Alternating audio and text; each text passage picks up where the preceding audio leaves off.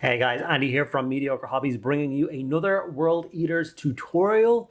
This one is going to be on the World Eaters Lord on Juggernaut.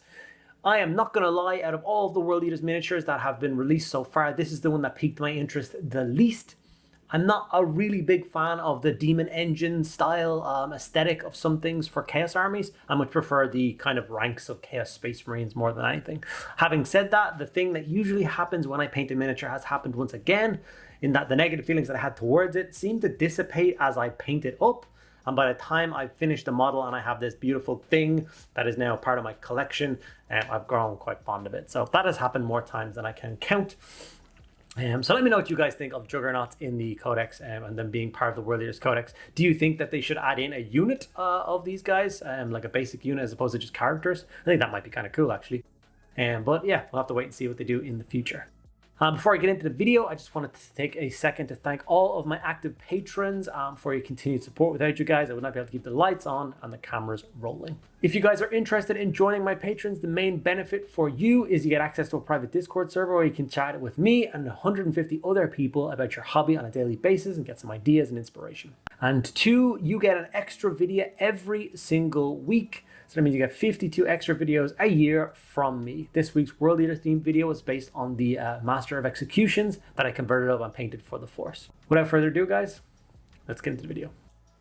So here is the Khorne Lord on Juggernaut, built, sprayed black, and then dusted with a grey Seer for the contrast to adhere to. Quite a cool looking model after I got him together. And time to get the painting. So I started with Flesh Tear's red contrast and applied that to all the armor panels, both the Rhino. I'm just going to call the Juggernaut a Rhino from now on, it just makes me happier. And the Rider on top.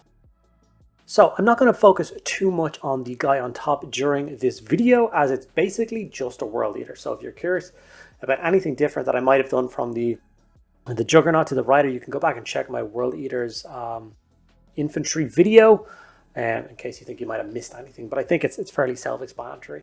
There isn't really too much of a difference between the Rider and the Juggernaut painting wise at all. They all share exactly the same colors. So after the red, we went on to Leadbelcher to paint basically the underside of the Juggernaut. Its basic frame is actually just dark silver.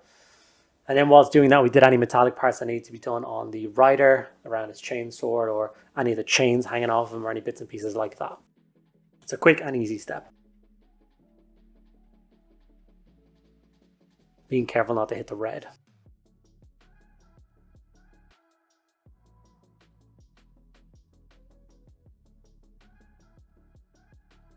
After that, it's time to go on and get the gold on this model. So Retributor Armour gold. And we're going to apply this on all the trim on both the Juggernaut and the Rider. This is quite a substantial amount of trim. Even just the model on foot by himself would be a substantial amount of trim, but add in all the trim on the Juggernaut, and you've got yourself like 20 minutes, 25 minutes of painting trim. So yeah, relax, get comfortable, and take your time. Don't miss any parts. It is very easy to miss little trim parts. I know I missed a few parts, and as I was going through later on, I found them. I had to go back and recoat them. It can be a pain. So hopefully you can avoid those mistakes and get all the gold trim done on the first pass. It does make quite a substantial difference when the model does get all the gold trim, and you can finally start to see how it's going to look and how kind of standoutish this model will look in the middle of your force. After that, we're going to use Black Templar to basically block in any of the other bits in the miniature that aren't really supposed to be that color. So for instance, the rest of his cornate collar, in between the gold studded parts, we're going to do black. He's got the Rider has a holster and a belt on. The casing on the chainsword is black. So yeah, just go around, find all the little black parts that you need to do on the model and get them base coated in. Same thing like his plasma pistol and any other bits like that. As it's contrast, it does not take long at all to get all those base coats on. We're going to move on to Zandri Dust to base coat all of the bones. So there's basically 5 or 6 skulls hanging off this guy, whether it be hanging off his belt or mounted onto the trophy rack on the back of his power pack, or indeed the top of his headdress.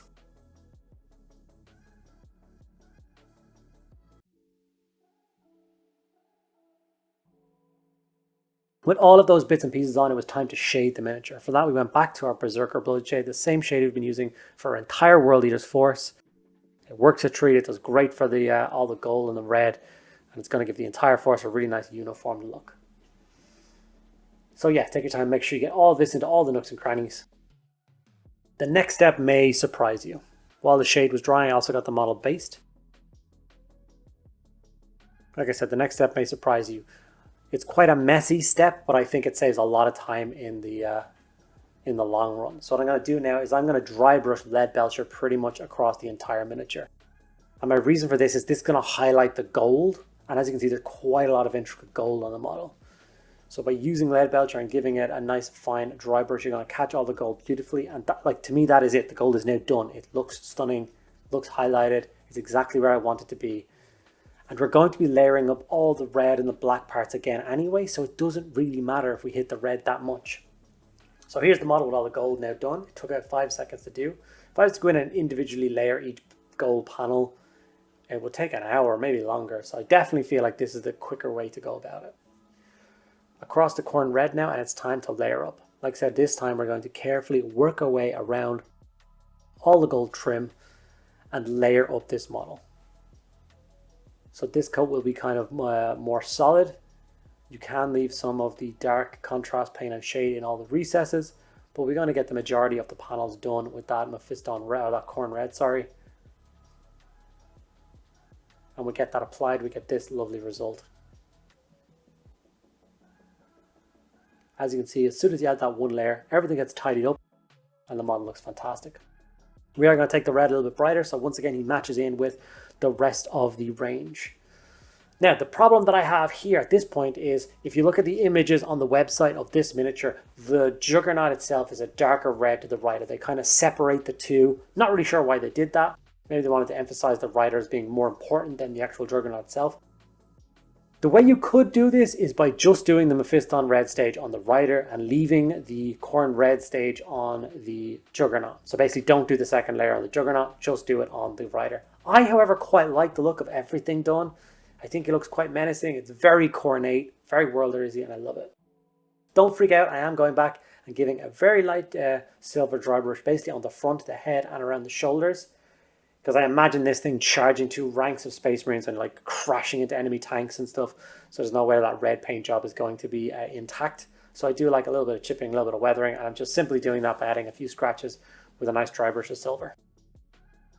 After that, we're going to get Corvus Black and layer up any black parts. Tidying up that collar that we kind of ruined with all the silver dry brushing. Tidy that bit up.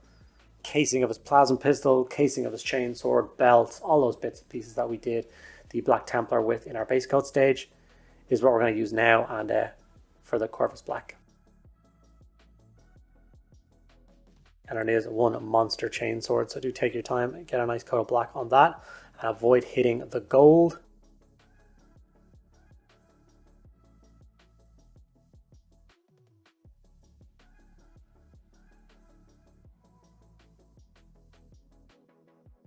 I really like how this is looking at this point. This was the bit of my head where the switch kind of flicked and I was suddenly quite proud of what I was doing and I really enjoyed it. So Ushabti Bone was then used to layer up all of the skulls. Once again, very quick job, very simple step. Highlight the skulls. There's what, 1, 2, 3, 4, 5, 6, 7, 8 skulls on the miniature. A couple of seconds on each just to make them pop. Not have them so drab and dark. Then grab a pure white, whatever one you like using. I base coated in the coils of the plasma pistol and the eyes on his helmet with that, so that I could then go back in with the Corandrus green contrast, which is a really bright, vibrant green, and apply that all over the top of the white parts to give us that glow effect. Corandrus green. As you can see, it applies very easily, very smoothly over the top of all the white and gives us that nice glow effect. There's a million tutorials online if you want to go into more depth on how to create plasma effect, but a World Eater's armor is going to have a lot of plasma pistols in it, so I like to use quick and easy to achieve effects which still leave a really nice result. Speaking of nice result, here is the finished one and I am absolutely delighted with it. So keen to have another miniature done for my World Eaters. And there we go, have it guys, a World Eaters Lord on Juggernaut, painted up and ready for the tabletop. I'm not sure whether I will get in another one of these and do a Lord Invictus, but it is a potential for the future. I hope you guys enjoyed the video. If you did, make sure you give it a like. Drop any comments below if you have anything you would like to ask me, and I will get back to each and every one of you guys. And if you're not already subscribed to my channel, it would mean the world to me. If you took 2 seconds out of your day, hit that subscribe button. Thanks for watching the end of the video, guys. I'll see you in the next one.